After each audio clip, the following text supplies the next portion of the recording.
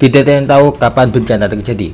Kebakaran menjadi bencana yang paling sering terjadi di Jakarta pada tahun 2025.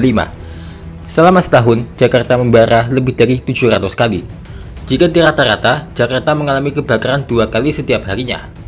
Data tersebut disampaikan Ketua Subkelompok Urusan Pengendalian dan Operasi BPBD DKI Jakarta Muhammad Taufik Hidayatullah saat menjadi narasumber di podcast Ruang Jakarta channel YouTube @Ruang Jakarta Podcast, dikutip Selasa 3 Februari 2026.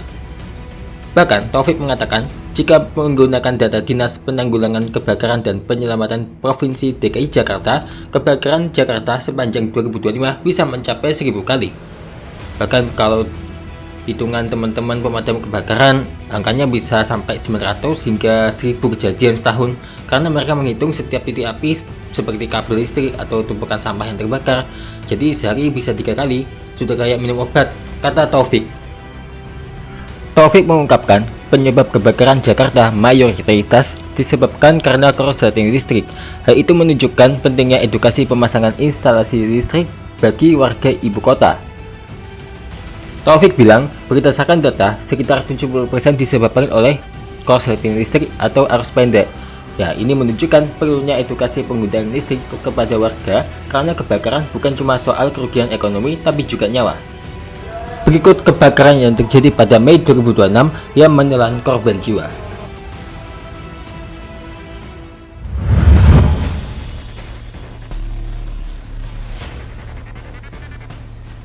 Peristiwa kebakaran terjadi di Mega Mall, kawasan Mega Mas Manado, salah satu pusat perbelanjaan terbesar di kota Manado, Sabtu 16 Mei lalu. Kebakaran terjadi sekitar pukul 20.55 WITA. Api terlihat dari lantai atas bangunan. Hingga saat ini penyebab kebakaran belum diketahui secara pasti. Belasan unit mobil pemadam kebakaran dikerahkan untuk memadamkan api. Sekitar pukul 22.45, api berhasil dipadamkan, tetapi kepulan asap masih terlihat keluar dari lantai atas bangunan. Dugaan sementara, api berasal dari area food court di lantai 3 pusat perbelanjaan. Hingga pukul 22.31, petugas pemadam kebakaran masih berupaya memadamkan api. Kini api sudah tidak terlihat lagi dari luar, tetapi kondisi di bagian dalam bangunan belum dapat dipastikan. Ada 5 orang terjebak di peristiwa kebakaran ini. 1 orang tewas, sementara 4 korban berhasil dievakuasi.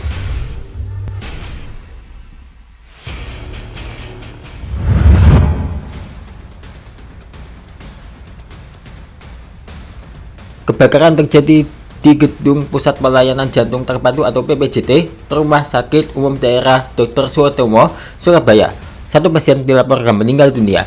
Berdasarkan informasi yang diterima, laporan kebakaran masuk sekitar pukul 6.30 WIB, Jumat 15 Mei 2026.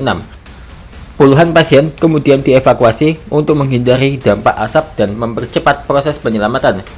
Gas pemadam kebakaran dan BPBD Surabaya masih berada di lokasi untuk melakukan proses pengeluaran asap dari area kebakaran. Asap hitam sempat terlihat membumbung tinggi dari bagian atas gedung dan tampak jelas dari luar area rumah sakit. Fakta terbaru, seorang pasien di Rumah Sakit Umum Daerah Dr. Suwotomo yang meninggal saat kebakaran terjadi pada Jumat 15 Mei 2026, pihak rumah sakit menegaskan kematian pasien disebabkan kegagalan fungsi organ vital, bukan akibat paparan asap kebakaran.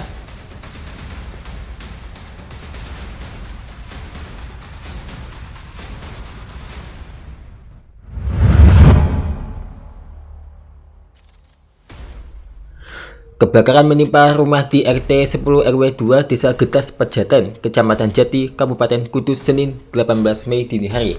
Akibat peristiwa ini, 2 orang lansia penghuni rumah meninggal dunia. Akibat kebakaran tersebut, genteng dengan rangka kayu ambrol, hanya menyisakan material kayu penyangga yang sudah hangus. Di dalam rumah tersebut terdapat 3 kamar. Di salah satu kamar itulah ditemukan jenazah Mbah Niti yang berusia 83 tahun sudah tidak lagi bernyawa. Di sisi paling ujung terdapat dapur dan kamar mandi. Di kamar mandi inilah jenazah Sujono, 69 tahun, ditemukan. Keduanya merupakan ibu dan anak. Warga setempat mengaku mendengar suara genteng jatuh, dan setelah dicek ternyata ada kebakaran yang menewaskan 2 lansia tersebut. Semoga kedua korban ini tenang di alam sana ya, dan diampuni dosa-dosanya. Amin ya robbal alamin.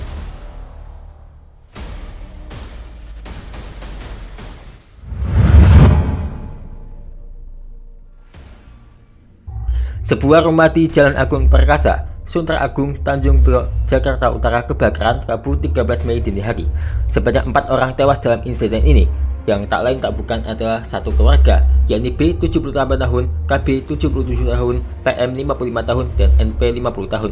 Kasiop Suku Dinas Penanggulangan Kebakaran dan Penyelamatan atau Gul Karmat Jakarta Utara Gatot Sulaiman mengatakan, selain korban meninggal, 2 orang mengalami syok. Tak lain tak bukan adalah L 22 tahun dan E 27 tahun.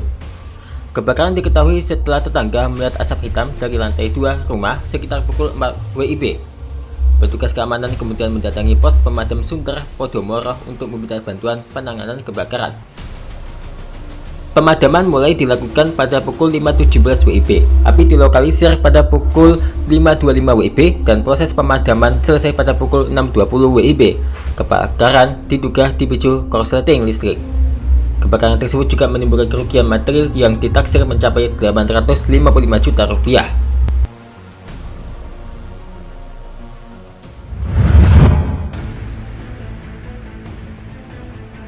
Anggota 4 Badan Pemeriksa Keuangan Republik Indonesia, Hairul Saleh, meninggal dunia pada Jumat 8 Mei pagi.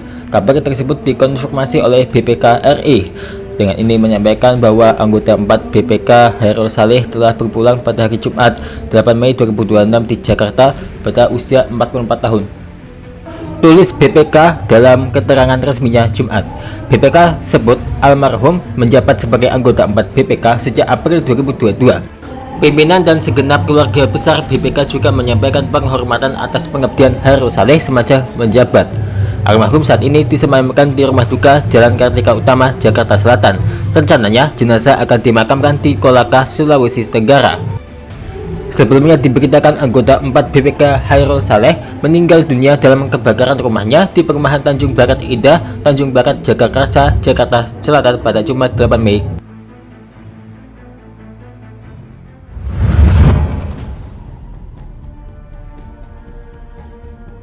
Ada updatean terbaru terkait kecelakaan bus ALS versus truk tangki di Muratara, Sumatera Selatan. Rumah Sakit Bayangkara Muah Hasan, Polda Sumsel menyampaikan perkembangan terkini kecelakaan bus ALS dan truk tangki BBM di Kabupaten Musirawas Utara, Sumatera Selatan yang terjadi Rabu 6 Mei kemarin. Pada Jumat 8 Mei 2026 malam, jumlah korban meninggal dunia bertambah menjadi 18 orang. Sebelumnya hingga sore hari, korban meninggal dunia berjumlah 17 orang.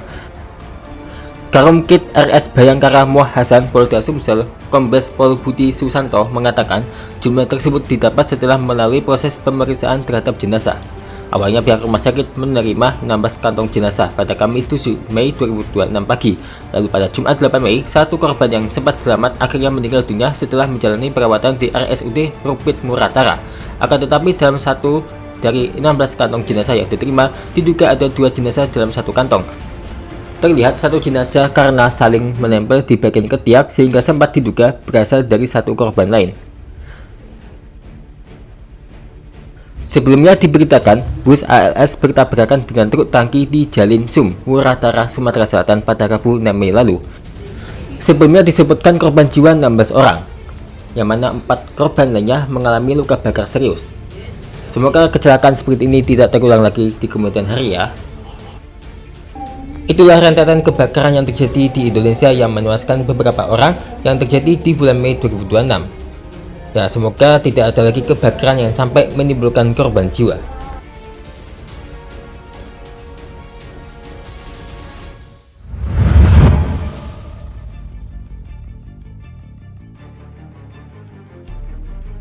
Tragis, putus pertemanan berujung pembunuhan.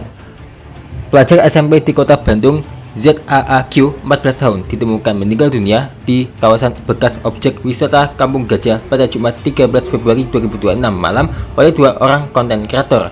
Kisahnya menjadi viral setelah polisi mengungkapkan jasad tersebut merupakan korban pembunuhan. Pelaku YR 16 tahun dan rekannya APM 17 tahun berhasil ditangkap sehari setelah penemuan jasad tersebut. Misteri kematian ZAAQ 14 tahun, pelajar laki-laki SMP di kota Bandung masih menyisakan duka mendalam.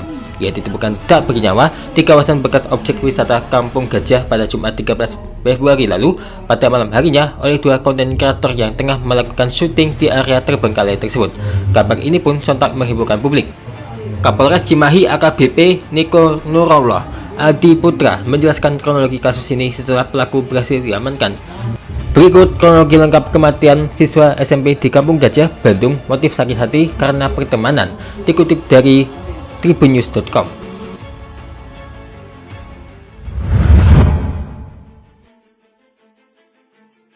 Berdasarkan pendalaman pihak kepolisian, kala itu pada Senin 9 Februari 2026, pelaku remaja berinisial YA dan rekannya APM berangkat dari Garut menuju Bandung. Melansir Tribun Jabar, mereka menjemput korban saat jam pulang sekolah. Tanpa rasa curiga, korban bersedia diajak pergi dan berbincang di kawasan X Kampung Gajah, Parongpong, Kabupaten Bandung Barat. Di lokasi yang sepi itulah terjadi pertengkaran antara mereka. YA yang telah membawa senjata tajam berupa sangkur dan belati sejak dari Garut langsung menyerang korban secara brutal. Korban lebih dulu dipukul menggunakan botol yang ditemukan di sekitar lokasi. Pelaku lalu menusuk di bagian perut korban hingga pendarahan hebat. Korban tak terselamatkan hingga akhirnya meninggal dunia. Kedua pelaku lalu melarikan diri kembali ke Garut.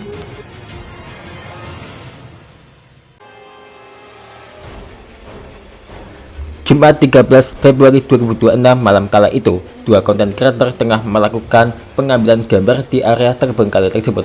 Namun, dua konten kreator yang kini menjadi saksi tiba-tiba mencium bau menyengat. Mereka lalu menelusuri lokasi itu dan ternyata bau tersebut berasal dari sesosok mayat di salah satu area bekas objek wisata Kampung Gajah. Saksi kemudian melaporkan temuan mayat tersebut kepada pihak keamanan tak jauh dari lokasi. Menerima laporan tersebut, polisi langsung mendatangi lokasi dan melakukan olah tempat kejadian perkara. Selanjutnya, mayat tersebut dibawa ke Rumah Sakit Sartika Asih untuk dilakukan autopsi. Sejak kasus ini viral, foto korban pun tersebar di media sosial pada Jumat 13 Februari malam.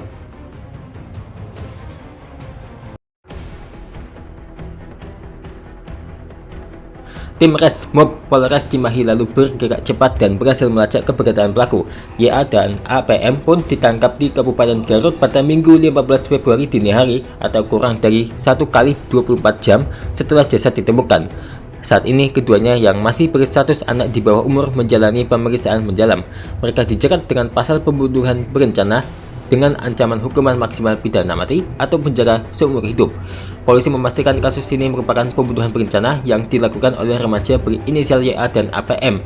AKBP Niko menjelaskan, motif utama aksi tersebut dipicu rasa sakit hati mendalam yang dialami pelaku.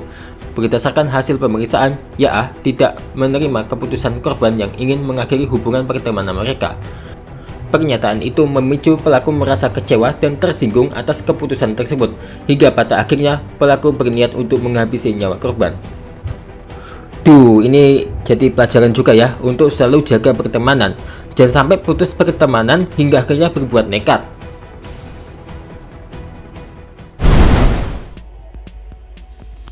Tapi kira-kira bisa nggak ya aku ini isbihnya buat crafting. Oke, aku penasaran sama ini. Ini apa ya? Wah. Terima kasih ya telah menonton. Saksikan terus Showki Official setiap harinya ya.